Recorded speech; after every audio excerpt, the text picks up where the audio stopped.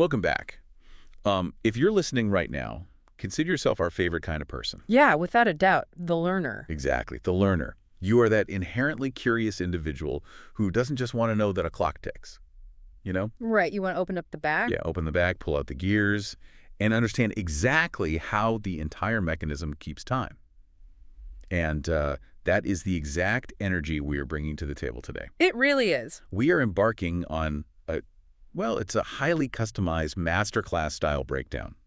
Consider the two of us your elite instructors for the day. And you're the third person in the room with us. Pulling up a chair. Right, pulling up a chair for a private sequential lesson on the absolute bedrock of any assessment, any review, and really any measure of truth in the corporate world. We're talking about criteria. Exactly.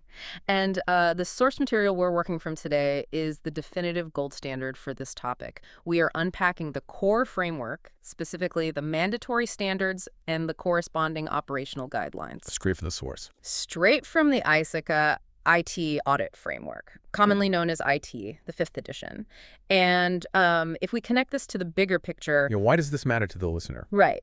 Whether you are auditing a multinational tech conglomerate or prepping for a critical compliance meeting, or just trying to wrap your head around how massive, complex organizations measure security and truth, it all comes down to the rules of measurement. The baseline. Without a mutually understood baseline, an audit is entirely useless. Yes, because, and here is the fundamental truth, without proper criteria, an audit is just an opinion. Yeah. It's just someone walking into a room, looking at a server rack or a software platform and saying, well, looks fine to me. Which is terrifying. It is, and looks fine to me does not hold up in court. It doesn't protect customer data, and it certainly does not build digital trust.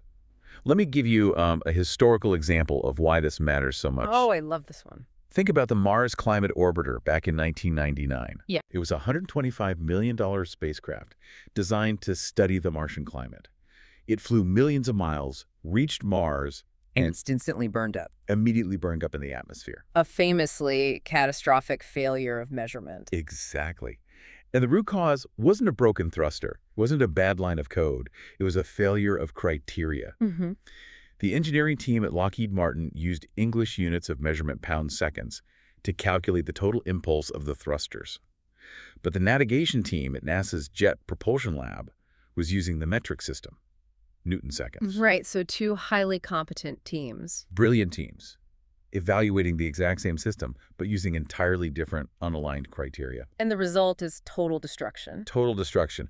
When we talk about IT auditing, if the auditor and the business aren't using the exact same standard of measurement, you're going to crash the proverbial orbiter. That is a phenomenal way to frame it. The framework we are going to walk you through today is designed specifically to prevent that kind of disconnect. Yeah. To set our instructional roadmap for this session, we're going to proceed strictly in the logical sequence of the framework itself. Keeping it organized. Right.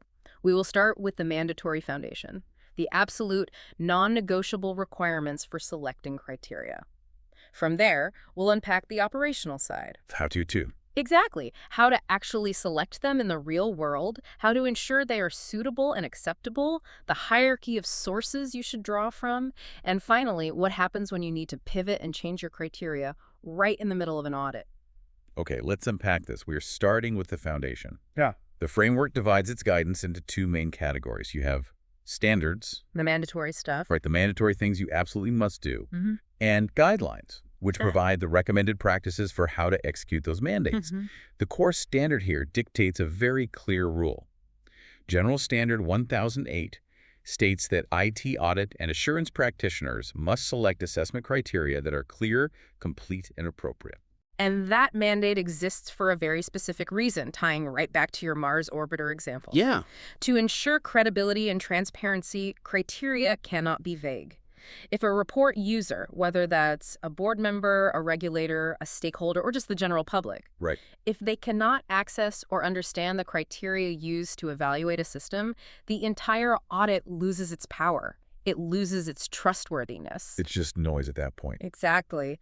You have to remember that an audit report is essentially a bridge of trust between the people running the systems and the people relying on those systems. If the foundation of that bridge, the criteria, is hidden or incomprehensible, Nobody is going to walk across it. The framework provides a remarkably dense string of required adjectives for these criteria. It mandates that they must be objective, complete, relevant, reliable, measurable, understandable, widely recognized, authoritative, and understood by or available to all readers and users of the report. It's a mouthful. It is a massive list. Now, on the surface, that just sounds like a list of corporate buzzwords.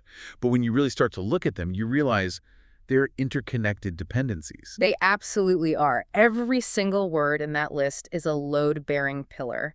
If you remove even one of those adjectives, the structural integrity of the audit collapses. Give me an example of that. Sure. Consider the relationship between measurable and relevant. If a criterion is measurable but not relevant, you are accurately counting the wrong things. Okay. You might be perfectly measuring how many times a user changes their desktop wallpaper, which is measurable. Right, I could put a number on that. But it's completely irrelevant to an audit focused on database encryption. Yeah, totally useless.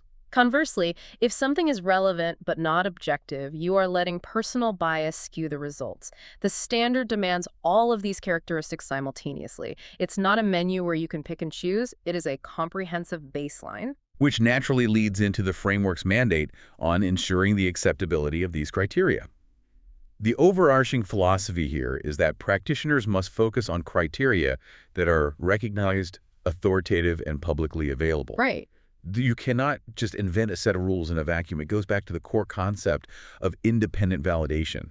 Like if an auditor comes in and evaluates a company's cloud infrastructure against a set of security standards they just dreamed up on the flight over. Entirely. Yeah, the resulting report is completely indefensible. Precisely.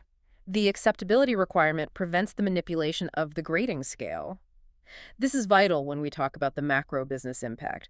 Think about massive corporate failures where external stakeholders were misled because the criteria used to evaluate the business were fundamentally flawed. Or intentionally manipulated. Or manipulated, exactly.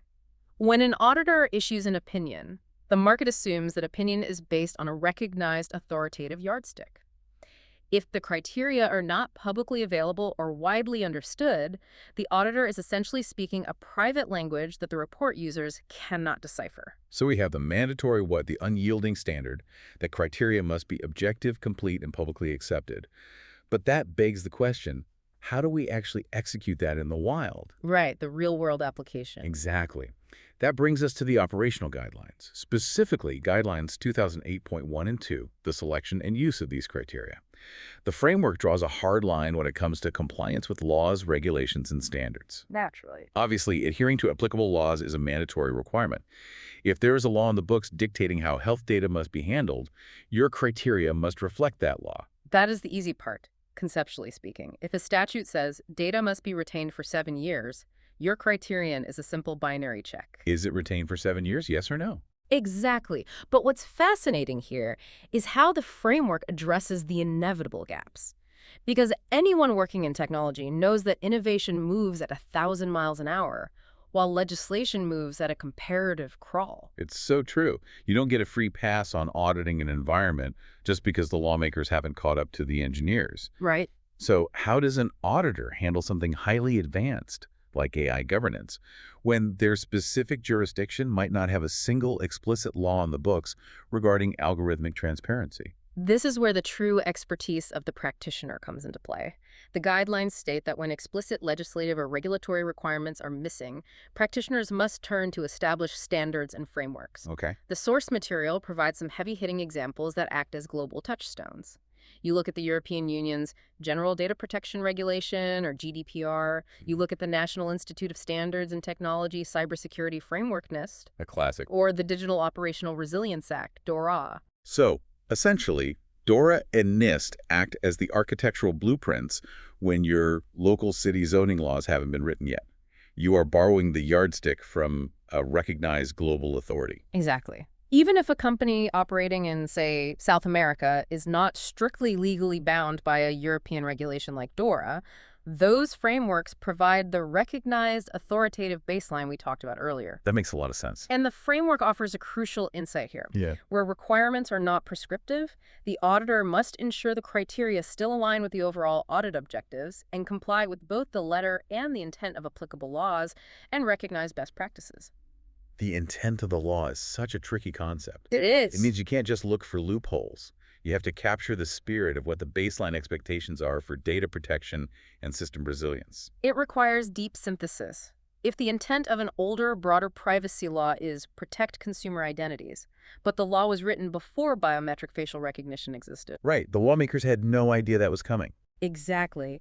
The auditor must select criteria from modern frameworks, like NIST, that translate that original intent to the new technology. And doing that translation requires a massive amount of discipline, Right. which ties directly into the framework's guidelines on consistency and avoiding subjective judgment. This is huge. The guidelines draw a hard line in the sand. Zero subjective judgment. Practitioners should refrain from evaluating the subject matter on the basis of personal expectations, experiences, or judgments. This is a vital defense mechanism for the integrity of the entire audit profession. Think about the Equifax data breach in 2017. Oh, man. One of the massive failures there was patch management, specifically failing to patch a known vulnerability in the Apache Struts framework. Right. Now, imagine if an auditor had evaluated Equifax's patch management processes right before the breach, but they relied on subjective judgment. Oh, that would be a disaster. Exactly. If the auditor just thought, well, patching is hard, and based on my personal experience at other companies, being a few months behind is pretty normal. They might have just given them a passing grade. They probably would have. Yeah. But if they had used objective established criteria from a framework like NIST, which dictates strict timelines and severities for vulnerability management, the subjective leniency is removed. Yeah. Suitable criteria ensure consistent evaluation. Without them, any conclusion or opinion formed will be entirely open to misunderstanding and misinterpretation. If two different auditors look at the exact same patch management system, you want them to reach the exact same conclusion. Subjectivity destroys that consistency. It completely destroys it. But let's look at this from the trenches. What happens when the criteria provided by management are just fundamentally flawed? Management might hand you an internal policy document that is vague, outdated, or full of massive loopholes. This happens constantly. They hand you a standard that basically says, try your best to keep the servers secure. This happens more often than anyone wants to admit. The framework is very clear on the practitioner's duty in this scenario. You cannot just blindly accept a terrible grading rubric from management. The text acknowledges that management might put forth criteria that do not meet all the requirements of being clear, complete, and measurable. So the auditor has to essentially intervene. They do. They must apply professional judgment to ensure a fair, objective opinion. If gaps exist in management's criteria, the guidelines state you must supplement them. You have to step in and fix it. Yes. This involves researching industry benchmarks or best practices as an alternative. And critically, you must explicitly describe these gap-filling criteria in your final report. Okay. You have to be fully transparent with the end user of the report. You are essentially saying, management's baseline was insufficient to reach a valid conclusion, so I evaluated the system against these specific recognized industry standards instead. This ensures the final report remains fair, objective, and understandable. Okay, we're moving into the real meat of the framework now. If you're taking notes, this is the core of the lesson. General Guidelines 2008.3. The guidelines provide a masterclass in what they call suitability. Yes. These are 8 distinct attributes that make a criterion truly suitable for an audit. And the source material provides a fantastic base scenario to guide us through these attributes. The scenario is, local law requires all client personal information to remain private during data transactions. It's a very standard requirement. Right. We're going to apply the 8 attributes to this single concept to see what well-designed criteria actually look like. Let's break them down. The first 4 attributes are what we might consider the traditional foundation. Attribute number 1 is objectivity. Okay. Criteria must be free from bias to ensure trustworthy conclusions. In the scenario of data privacy during a transaction, because the privacy requirement is anchored in local law, personal interpretation is completely removed. It is an objective fact. It doesn't matter what you think about it. Right. It doesn't matter if the auditor personally thinks the data isn't sensitive. The law says it is, so the criterion is objective. Attribute number 2 is completeness.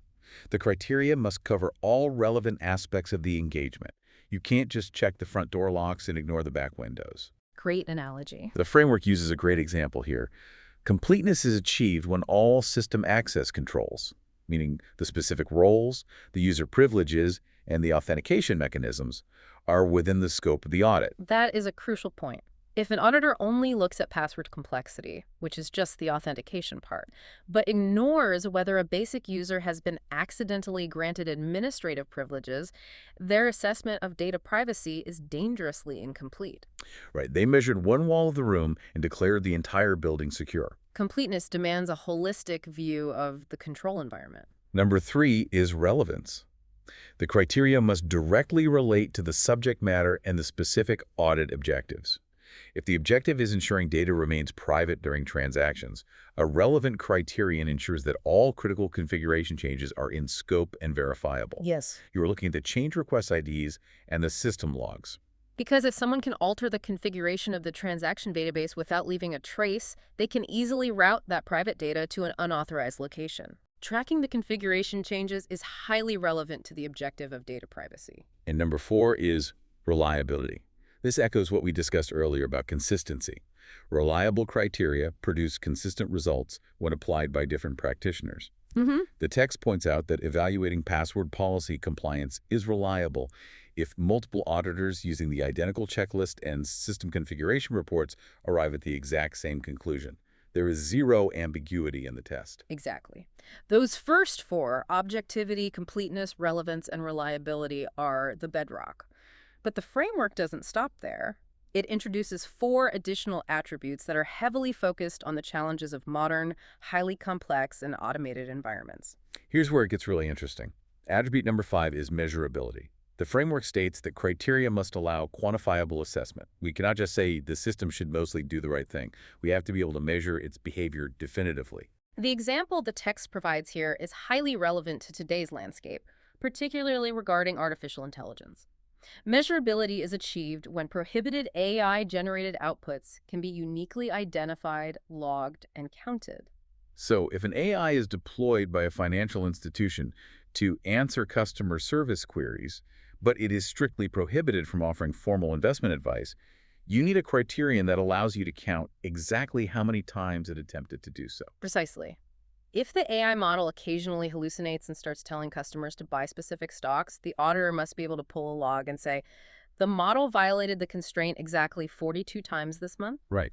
If the system architecture doesn't allow the auditor to identify and quantify those prohibited outputs, the criterion of measurability has failed. You cannot audit what you cannot measure. Which brings us to attribute number 6, understandability.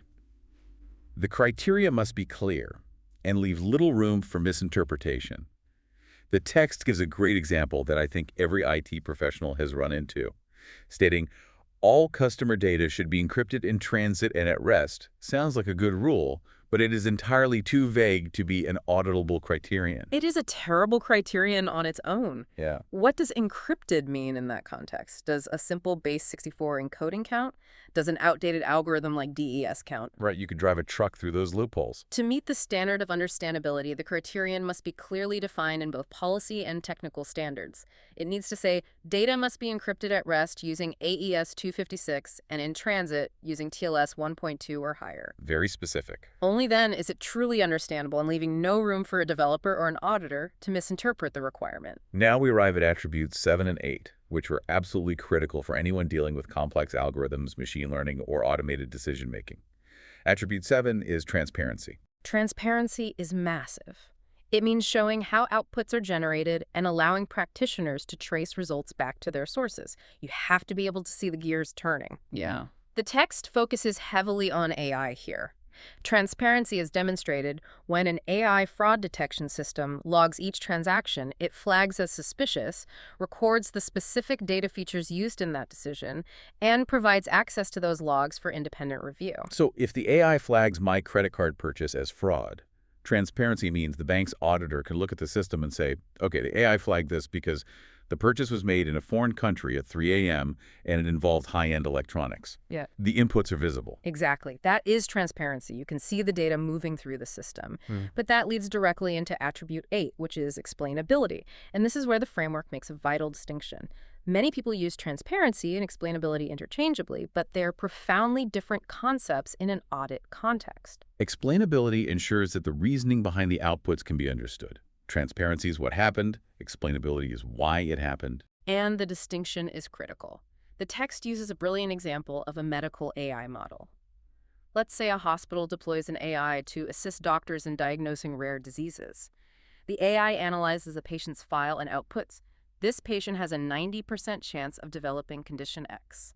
Now, if the system is transparent, the auditor or the doctor can see that the AI ingested the patient's recent blood test and their family history. We know what data it used. Right. But transparency doesn't tell the doctor why that specific blood test led to that specific diagnosis.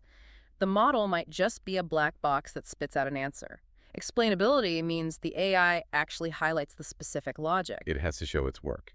Exactly. It must show the specific patient data points, perhaps an elevated protein marker combined with a specific genetic flag that led to the recommendation.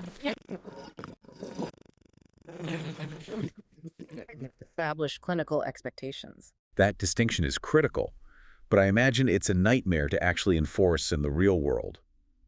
How does an auditor prove an AI's logic is explainable if the engineers themselves often call deep learning neural networks a black box? It is one of the greatest challenges in the field right now. If an AI cannot explain its reasoning in a way a human expert can understand and validate, the framework dictates that the criteria for explainability have not been met. Wow. This often means businesses cannot deploy certain types of black box algorithms for high-risk decisions like medical diagnoses or loan approvals because they simply cannot be audited. The auditor must demand criteria that push past the surface and enforce both the transparency of the process and the explainability of the logic. So, to summarize the suitability masterclass, your criteria must be objective, complete, relevant, reliable, measurable, understandable, transparent, and explainable. That is a heavy gauntlet to run. It really is. But we aren't done yet. The guidelines dictate that even if criteria are perfectly suitable, they must also be acceptable. We're looking at Guidelines 2008.4 now. Yes, the framework explicitly separates suitability from acceptability. A criterion can be perfectly measurable and objective, but still completely unacceptable to the users of the report. Interesting. The guidelines state that the acceptability of criteria is deeply influenced by whether they are available to report users, helping them understand the basis of the assurance work. The requirements for acceptability are very specific. The text outlines 3 key characteristics. First, they must be recognized. This means they are sufficiently well known and respected so that their use is not questioned by intended users. Right. Second, they must be authoritative. They should reflect pronouncements from professional bodies, industry groups, governments, or regulators. And third, they must be publicly available. You are looking for standards developed by organizations like ISACA or the International Federation of Accountants, IFAC. But the framework addresses a very practical reality. What happens if the criteria you need to use are not publicly available? Yeah, what do you do? What if you are auditing a highly specialized proprietary system where no public standard exists? The framework provides a strict fallback mechanism. If the criteria are not publicly available, they must be communicated to all users through explicit assertions that form part of the final audit report. Yeah. You cannot keep the grading rubric a secret. Exactly. If you are using a non-public standard, you must dedicate a section of your report to detailing exactly what that standard is, how it functions, and why it was selected.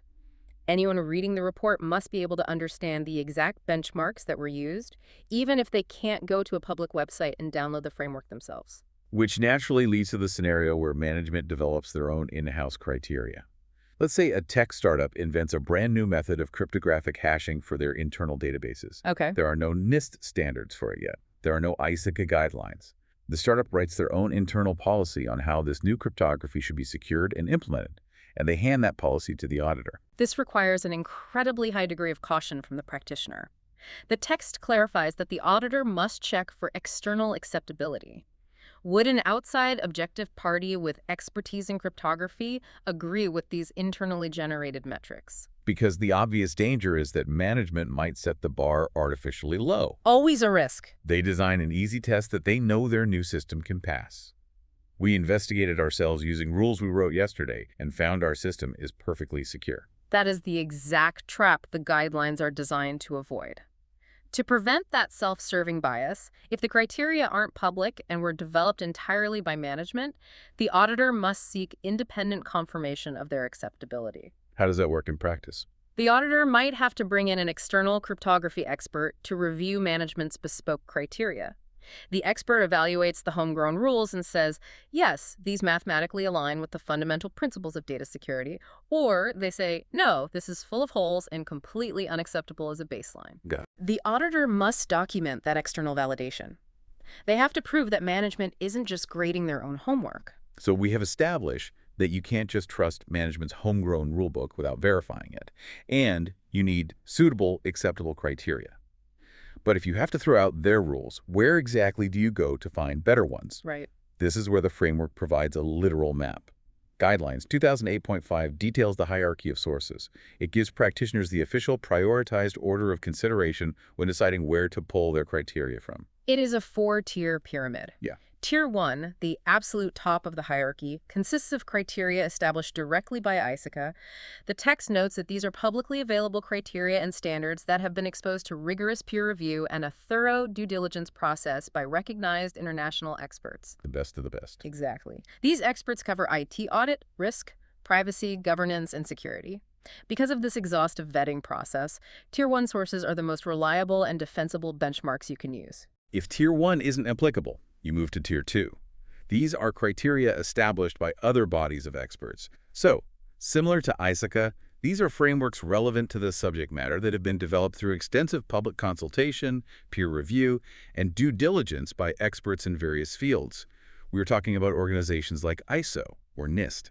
Then we drop down to Tier 3, which is criteria established by laws and regulations. Now, intuitively, many people might assume that a federal law should be at the very top of the pyramid. A law is legally binding, so shouldn't it be Tier 1?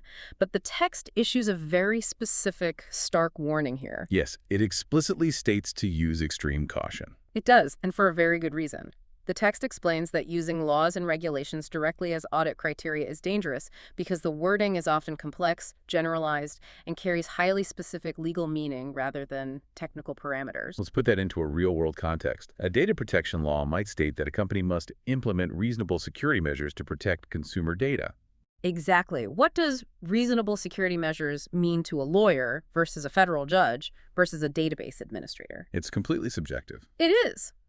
In many cases, the text notes, these legal requirements must be restated into clear technical assertions that can actually be measured and audited.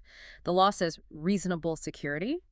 The auditor translates that into implementing multi-factor authentication and role-based access controls. But the framework warns that interpreting legislation is generally restricted to qualified legal professionals, not IT auditors. And that is the crux of the Tier 3 warning. If an IT auditor takes it upon themselves to translate a complex legal statute into a technical configuration, they are practicing law without a license and introducing massive risk to the audit. They might mistranslate the legal requirement entirely. Right. So while laws dictate the need for compliance, translating them into measurable IT criteria is a delicate process that often requires legal counsel working alongside the audit team. That makes total sense. You can't just copy-paste a dense legal statute into a firewall configuration audit. Finally, we have Tier 4. These are criteria established by entities that did not follow due process. This is the bottom of the barrel. These are criteria lacking public consultation and debate. Perhaps a single consultant wrote a white paper or a vendor published a best practices blog post to sell their specific software. Oh, yeah. They haven't been stress tested by the broader community. You should only use these as an absolute last resort, and if you do, your report must be extremely transparent about where they came from and the inherent lack of vetting. But sometimes, despite this whole hierarchy, you find yourself in a totally unique situation where no external standard exists at all. The guidelines cover this under custom audit criteria. Sometimes criteria must be created specifically for a single, highly bespoke audit engagement. And when that happens, the framework imposes strict guardrails. Engagement-specific criteria may be necessary, but practitioners must ensure they are still fully suitable. They still have to run the gauntlet of the 8 attributes. They must be objective, complete, and measurable, and they must be expressed as clear, auditable assertions. You don't get to bypass the rules of suitability just because it's a custom job? Not at all. You must confirm that these custom criteria meet the needs of the intended user of the report. You have to compare them with recognized frameworks wherever possible to ensure they are at least structurally sound. That makes sense. Critically, you must clearly disclose in the final audit report that the criteria are engagement-specific.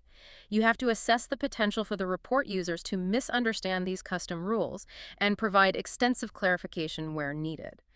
And tying back to our earlier point, if management was involved in developing these custom criteria, the auditor must obtain independent external confirmation that they are acceptable and document that confirmation thoroughly. To put it in a different context, if you are building an airplane from scratch using a completely custom design, you still have to document every single rivet, prove the tensile strength of the materials, and demonstrate that it meets the fundamental principles of aerodynamics, even if there isn't a pre-existing manual for your specific plane. That is exactly the level of rigor required. Which brings us to the final section of our masterclass, Guidelines 2008.6.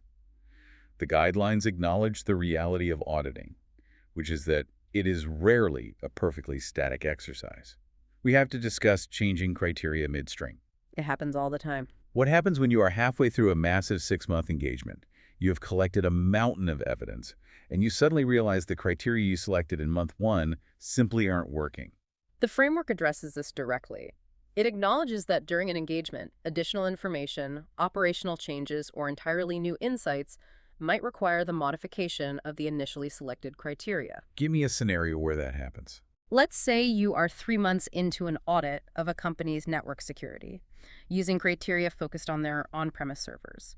Suddenly, the company acquires another firm and inherits a massive, purely cloud-based infrastructure. Okay, huge change. Or a massive zero-day vulnerability is published globally that fundamentally changes how a specific protocol is secured. The reality on the ground has shifted beneath your feet, so you aren't locked into your original audit plan just for the sake of finishing the paperwork. Correct. Continuing with obsolete criteria would result in a meaningless report. Practitioners must assess how this new information impacts the overall audit objectives. The rule provided by the text is highly logical. You must remove criteria that no longer contribute to achieving the audit objective, and you must add additional criteria as needed to address the newly discovered risk or the new operational reality. But you can't just silently swap out the grading rubric while nobody is looking. Communication is absolutely paramount here. It is the most critical step. The guidelines dictate that all changes to the criteria, along with the exact detailed rationale behind them, must be meticulously documented in the working papers and communicated to relevant stakeholders immediately. Transparency again. Exactly. This ensures everyone, management, the audit committee, the regulators, is still aligned with the audit's goals and understands how the measurement baseline has shifted.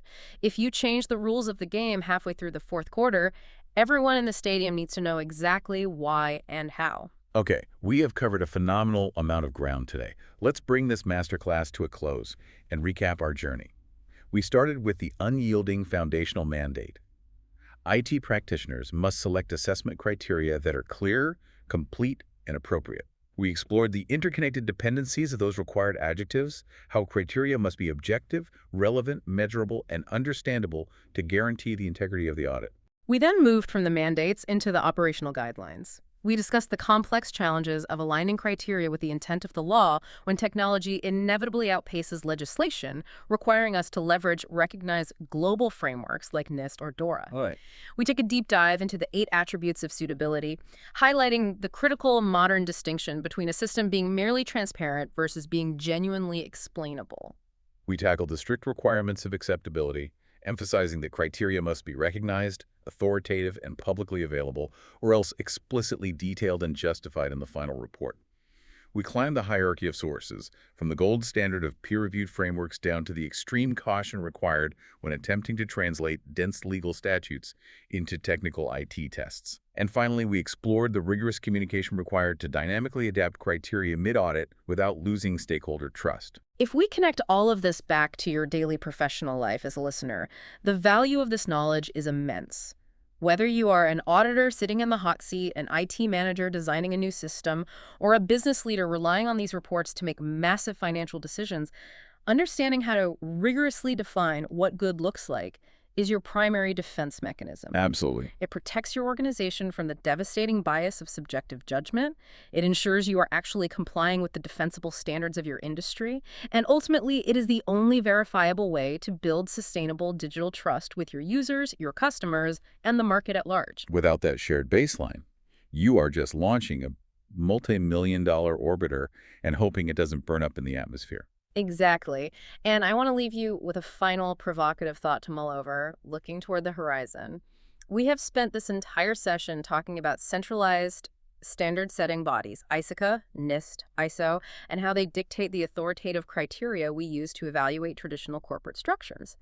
But consider the rise of Web3 and decentralized autonomous organizations, or DAOs. Oh, that is a fascinating shift in the landscape. When a massive financial entity or protocol is run entirely by a decentralized global community voting on smart contracts, there is no traditional management to hand you a policy.